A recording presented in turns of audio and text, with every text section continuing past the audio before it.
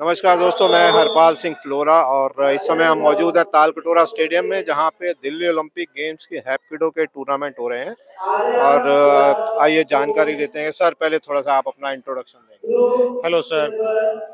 I am Vinod Vats, hapkido martial art association Delhi general secretary. ये हमारा Delhi Olympic games में हप्किडो event है आज, जो तालकोटरा स्टेडियम में हो रहा है।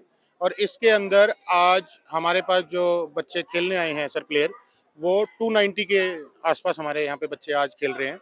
और आज हम यहाँ पर सब जूनियर और सीनियर कैडेट सारे इवेंट हमारे आज ही हो जाएंगे यहाँ पे। और हमने इवेंट को सक्सेस करने के लिए स्पेशल जो रेफरी हैं वो राजस्थान और पंजाब से हमने अपॉइंट किए हैं, ताकि इसमें दिल्ली का कोई रेफरी ना हो, मतलब चीटिंग ना हो, बिल्कुल फेयर गेम हो और दिल्ली ओलंपिक का जो इतना बड़ा ये इवेंट है ये सक्सेस हो जाए। दिल्ली में हैप्किडो कब से है और हैप्किडो की हिस्ट्री क्या है फेडरेशन? सर, दिल्ली में हप्किडो लास्ट 2015 से हम हप्किडो करवा रहे हैं। और जो हप्किडो है वो एक मार्शल आर्ट है, जो कोरियन मार्शल आर्ट है। और ये कोरिया से निकला हुआ एक गेम है, जैसे ताइक्वांडो हो गया, तोंगिल मूडो हो गया, तो ऐसी ये एक हप्किडो है। ये कोरियन गेम है और इसकी वर्ल्ड चैंपियनशिप भी होती है, एशियन चैंपियनशिप भी होती है। अभी मई में हमारी एशियन चैंपियनशिप जो होगी इराक में, वहाँ पे हमारे प्लेयर इंडिया की टीम जाएगी। और उससे पहले हमारा अप्रैल में नेशनल है। और दिल्ली का भी जो स्टेट है वो मार्च लास्ट वीक में रहेगा हमारा। जो दिल्ली के जो बच्चे होंगे, जो गोल्ड मेडलिस्ट होंगे, वो फ्री ऑफ कॉस्ट नेशनल खेलने जाएंगे और उनका कोई चार्ज नहीं होगा वहाँ पे खेलने का। उनको बच्चों को ट्रैक सूट, पूरी किट दी जाएगी, पूरी प्रोवाइड की जाती है। लास्ट ईयर भी हमारे बच्चे कलकत्ता खेलने गए थे नेशनल, जिसके अंदर हमारे चारों मेडलिस्ट दिल्ली की तरफ से फ्री खेलने गए थे। आपने कोई चार्ज नहीं किया? कोई चार्ज नहीं किया था उनसे। वो यानी कि हर वेट में चारों मेडलिस्ट थे। दिल्ली की 120 की टीम गई थी, जिनका वहां पर रहना, खाना, खेलना पूरा टोटली फ्री था। और उनको पूरी किट प्रोवाइड की गई थी, जिसमें ट्रैक सूट, उनको टी शर्ट और लोअर दिए गए थे, ट्रैक सूट नहीं थे। ट्रैक सूट इस साल हम उनको प्रोवाइड करवाएंगे। फंड्स कहाँ से जनरेट करते हैं? पैसा आता नहीं है कहीं से, तो आप कैसे, कहाँ से फंड? सर, अभी तक आपको सच बताएं, फंड्स अभी हमने किसी से नहीं लिए हैं। स्कूल, हमारे पास जो स्पॉन्सरशिप है वो अभी किसी की नहीं है। अब चाहते कि इस साल हमें स्पॉन्सरशिप प्रोवाइड हो, जैसे आपके थ्रू हो जाए या किसी और, जैसे भाई अगर हमारे को फंड्स मिलना शुरू हो गया तो ये देखो ना सर, अभी फंड्स नहीं मिल रहे, उसके बाद ही बच्चा फ्री खेल रहा है, रह रहा है उसका। यानी कि लास्ट ईयर जो हमारा नेशनल गया था, वहाँ पे 4 दिन बच्चा रहा था कलकत्ता में। जो 4 दिन बच्चा रहा था, उसमें उससे रहने का, खाने का, खेलने का कोई चार्ज नहीं लिया था। वो मास्टर प्रेमजीत सेन, जो हमारे प्रेसिडेंट है इंडिया के, उन्होंने टोटली फ्री किया था। और ऑल इंडिया से वहाँ पर 785 बच्चा खेलने आया था नेट, जिनका रहना, खाना, खेलना टोटली फ्री था। चलिए, ये बताइए कि आप जैसे बता रहे हैं कि कोरिया की गेम है, ताइक्वांडो जो है वो कोरिया ने खूब पॉपुलर की और उसके पीछे लग के ओलंपिक गेम्स तक उसको लेके आए। कोरियन गवर्नमेंट उसके पीछे इन्वॉल्व थी पूरी। हैप्किडो जो है वो उस लेवल तक क्यों नहीं जा पाई, या क्या डिफरेंस क्या है दोनों गेम्स में? डिफरेंस क्या है, पहले तो टेक्निकली बताइए। Okay sir. सर, दोनों गेम्स में ये डिफरेंस है कि ये ताइक्वांडो गेम है वो, उसके अंदर ओनली किक और पंच और स्पीडी गेम है, ठीक है। हमने ग्राउंड पे 8x8 के एरिना के अंदर किक्स लानी है, पंच लेना है। बट जो हप्किडो है, ये एक तरह से like a proper martial art. इसमें चोकिंग भी है, लॉकिंग भी है, थ्रो भी है, किकिंग भी है, पंच भी है। तो इसको थोड़ा मॉडिफिकेशन करना, यानी कि एक लाइक ए स्ट्रीट फाइट या मार्शल आर्ट, प्रॉपर ताइक्वांडो भी है और जूडो भी है। हाँ, इसके अंदर जूडो भी है, किक बॉक्सिंग भी है, ताइक्वांडो भी, यानी कि हर मार्शल आर्ट का एक वो है, ये पार्ट है। ये सारी मार्शल आर्ट से एक मार्शल आर्ट बनाई है, या सारी मार्शल आर्ट इसमें से निकल के? सही है, अगर हम सही मायने में कहें तो हप्किडो जो है वो कोरियन का एक मदर गेम मान सकते हैं हम। और वहां से अलग अलग गेम्स जो निकली हैं वो हप्किडो से निकली हैं, लाइक ताइक्वांडो हो गया, तोंगिल मोडो हो गया, या जीत क्वांडो हो गया। ये जो गेम्स है ना, ये एक अलग अलग पार्ट करके चैप्टर बना के तैयार किए गए हैं। अब ऐसे ही हप्किडो को भी एक चैप्टर बनाया गया है, यानी कि उसको भी प्रमोट किया गया है। उसके अंदर भी थ्रो भी है, किकिंग भी है, पंचिंग भी है, तो उसका अब पॉइंट सिस्टम भी बना दिया है। जैसे अगर हमने लाइक आप जूडो खेलते हो तो जूडो में आप हिप्पोन मारते हो, ठीक है। रेसलिंग खेलते हो, रेसलिंग में आप उसको धोपी पछाड़ मारते हो। तो ऐसे ही यहाँ पे जो हम टेक्निक यूज करते हैं उसके आपके 5 पॉइंट हैं। अब जूडो में हम उच्चीमाता एक टेक्निक है वो हम यूज करते हैं। तो वो टेक्निक अगर हम वैसी टेक्निक उस तरीके की टेक्निक हम अपीडो में यूज करें तो उसके 3 पॉइंट है। आप सिंपल तरीके से बच्चा गिराते हैं यानी कि थ्रो मार देते हैं उसके 2 पॉइंट है। अब जो किकिंग पॉइंट ले लो, अब ताइक्वांडो में भी किकिंग पॉइंट मिलते हैं, तो ऐसे यहाँ पे भी है। चेस्ट गार्ड पे सिंपल किक अगर आप करते हो कोई भी किक तो उसके 2 पॉइंट। सिंपल किक आप फेस पे किक करते हो तो उसके 3 पॉइंट। और कोई भी एडवांस किक यानी कि जो एडवांस किक है, टर्निंग किक है या बैक किक है, वो आप चेस्ट गार्ड पे यूज करते हो उसके 4 पॉइंट है। और अगर उसको फेस पे यूज करोगे तो उसके 5 पॉइंट है। तो इस तरीके से हमने गेम को डेवलप किया है और कोरियंस ने भी उसको डेवलप किया है। गेम में रूल रेगुलेशन आ गए हैं। आपके जो इवेंट्स जो बाउट होगी वो टोटल 6 मिनट की होगी। 2 मिनट्स के 3 राउंड होंगे। पहले नहीं होता था। पहले सिर्फ 5 मिनट्स के 8 मिनट्स के होते थे, तो जैसे जूडो में होते थे। अब जूडो में भी वो कर दिया है उन्होंने, मिनट्स में यूज कर दिया है। यानी कि फाइट जब तक खत्म नहीं हो रही है, जब तक वो चलती जा रही है, अब उसने 5 मिनट्स के राउंड कर दिए हैं। तो ऐसे ही यहाँ पे भी है सर। अब गेम को हमने प्रमोट करना है। पहले हमें उस वो एक गेम की तरह यानी कि उसको जो प्रमोट किया गया था वो एक स्पोर्ट यूज किया गया था, बट अब इसको मार्शल आर्ट गेम्स में यूज कर रहे हैं। अब बच्चों को इंक्रेज, आप ये देख लो कि आज दिल्ली ओलंपिक गेम्स में जो बच्चे खेलने आए हैं वो आए हैं 290 के करीब बच्चे यहाँ पे खेलने आए हैं। उनको सारी फैसिलिटी दी जा रही है, बच्चों को गेम अच्छा लग रहा है, सब इंजॉय कर रहे हैं। तो अब गेम को प्रमोट कर रहे हैं सर हम। और गेम को प्रमोट करने के लिए जैसे कि हमने आपको बताया, अब दिल्ली की टीम जो जाएगी, लास्ट ईयर भी हमारे चारों मेडलिस्ट फ्री गए थे, इस साल भी हमारे जो मेडलिस्ट होंगे स्टेट के वो नेशनल फ्री जाएंगे। ठीक है, अब फेडरेशन कौन सी है आपकी, नेशनल लेवल पे कौन सी? नेशनल लेवल पे जो फेडरेशन है हमारी, हप्किडो फेडरेशन ऑफ इंडिया है।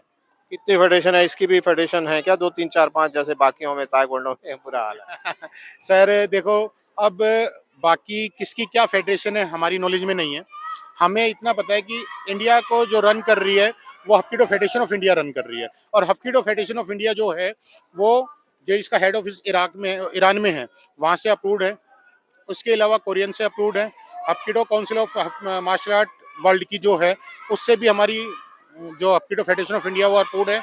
इसके अलावा जो एशियन चैंपियनशिप एशियन फेडरेशन है उससे भी हम अप्रूव्ड है, साउथ एशियन से भी हम अप्रूव्ड है।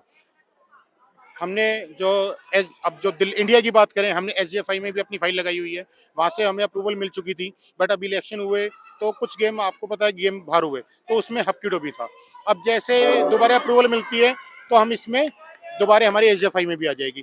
दिल्ली ओलंपिक्स में हम लास्ट 2 ईयर से हैं और आई होप कि नेक्स्ट ईयर तक हम यूनिवर्सिटी में भी हम हप्किडो को रिप्रेजेंट करवा देंगे। चलिए ये बताइए, इतनी सारी मार्शल आर्ट्स गेम आती जा रही हैं, लोग अपनी अपनी मार्शल आर्ट बनाते जा रहे हैं।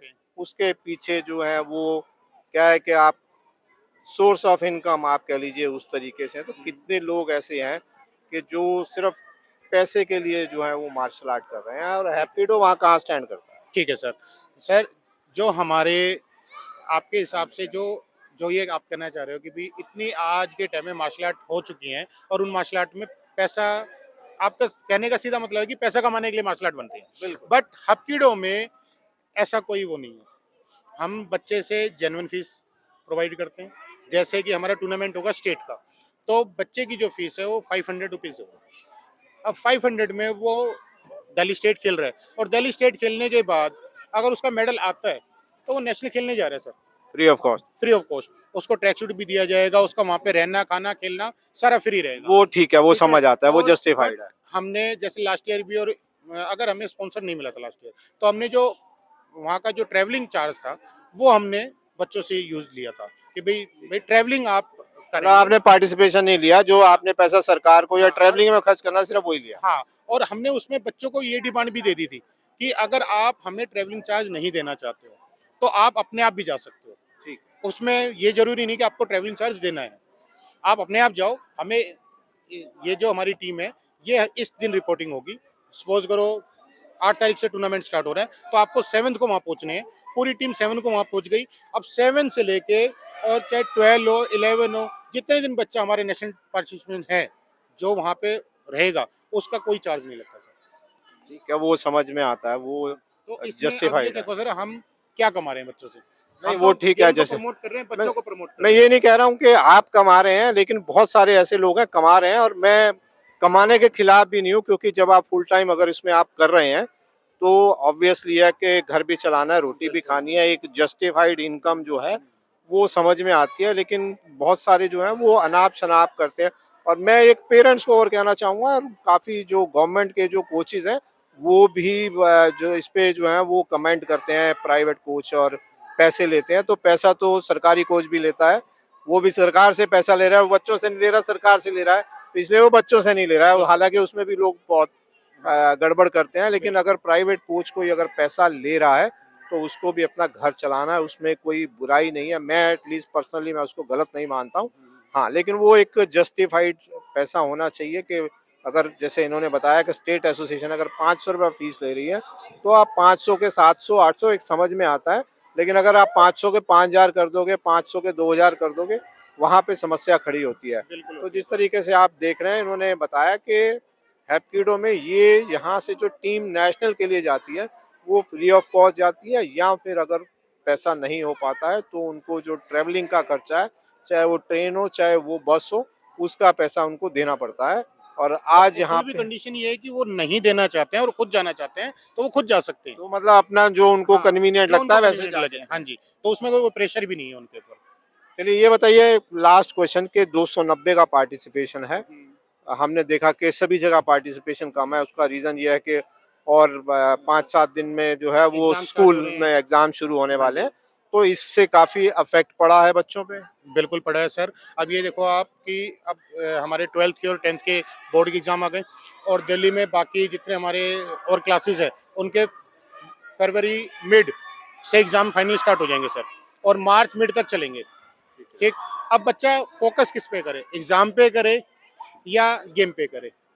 तो ये जो टाइम है ये थोड़ा सा कंजेस्टेड टाइम है। ये अगर दिसंबर एग्जाम जनवरी होती तो सर मेरे को ये लगता है कि स्टेडियम हॉकीडो की गेम में ये यहाँ पे बैठने के लिए स्पेस नहीं होता हमारे पास।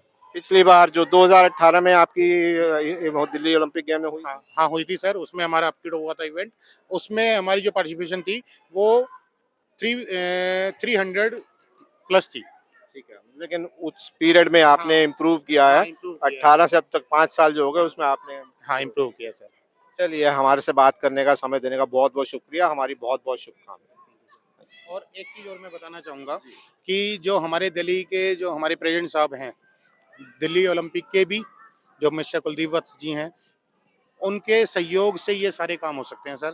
अदरवाइज अगर हम सोचें कि ये इतना बड़ा इवेंट हो जाए तो पॉसिबिलिटी नहीं है। हम कुलदीप वत्स जी के धन्यवाद करते हैं और हमारी पूरी एसोसिएशन धन्यवाद करते हैं, हमारे बच्चे धन्यवाद करते हैं कि वो एक ये जो स्टेट है या एक जो प्लेटफॉर्म है वे हमें प्रोवाइड करवाते हैं, उसके लिए बहुत बहुत थैंक यू उनका सर। चलिए ये बताइए कि आप भी वत्स हैं, वो भी वत्स हैं, आप कोई रिलेशन में है क्या, रिश्तेदारी है? नहीं सर, ऐसा कुछ नहीं है। वो अलग गांव से हैं, मैं अलग गांव से हूँ। चलो, मुझे लगा रिश्तेदारी है इसलिए तारीफ कर रहे हैं, लेकिन एक बात ये फैक्ट नहीं है सर, कि एज ए स्पोर्ट्समैन वो हमारे गुरु हैं, उनसे हमने बहुत कुछ सीखा है सर। और स्पोर्ट्स लाइन में वो उनकी तो पूरी सर उम्र निकल गई है यहाँ पे, नहीं नहीं और बिल्कुल। उनसे ज़्यादा जो एक्सपीरियंस है वो किसी को नहीं मिला, और उनसे हम कुछ ना कुछ सीखते रहते हैं सर हर बार। नहीं, ये बिल्कुल ठीक है, इसमें कोई दो राय नहीं है। उनकी एफर्ट, उनकी मेहनत की वजह से ये इवेंट हो पाई है। मुझे याद है हमने गोवा में उनका इंटरव्यू किया था, तब तक शायद कुछ था नहीं दिमाग में कि दिल्ली ओलंपिक गेम्स करने हैं, या सोच रहे होंगे, कुछ था नहीं। लेकिन अभी भी जब हमने पिछले महीने जब इंटरव्यू किया था, तब भी हमने यही बात की थी कि टाइम बहुत कम है और इतने शॉर्ट पीरियड में आप टूर्नामेंट कर कैसे पाएंगे। और बीच में मुझे दिखा भी कि इतने ज़्यादा बिजी है कि बात नहीं हो पा रही थी ठीक से, और बहुत भाग दौड़ हो पा रही थी। लेकिन जिस तरीके से इनाग्रेशन हुआ और चीज़ें होनी शुरू हुई, उससे दिखाई दिया कि नहीं, इसमें कोई दो राय नहीं है। उनकी पूरी टीम ने, और जो वीरेंद्र सचदेवा जी हैं जो ऑर्गेनाइजिंग प्रेसिडेंट, और जितने भी उनके ऑर्गेनाइजिंग सेक्रेटरी, वाइस प्रेसिडेंट, जितने दिल्ली ओलंपिक एसोसिएशन की टीम है, सबने बहुत मेहनत किया, जिसकी वजह से ये हो पाया। नहीं तो एटलीस्ट हमें तो आसार नहीं दिख रहे थे, और हमने पिछले इंटरव्यू में कह दिया था। तो इसके लिए तो वो बिल्कुल नहीं सर, जो है एक्चुअली क्या तारीफ है करनी कि पड़ेगी। ये कुलदीप वत्स जी जो हैं, ये एक नाम ही काफ़ी है कि इतने कम टाइम में, इतने शॉर्ट पीरियड के अंदर इतना अरेंजमेंट करना, ये कोई और नहीं कर सकता और सर, बिना सरकारी और ग्रांट के। बिना सरकारी ग्रांट के। चलिए बहुत बहुत धन्यवाद, बहुत बहुत शुक्रिया।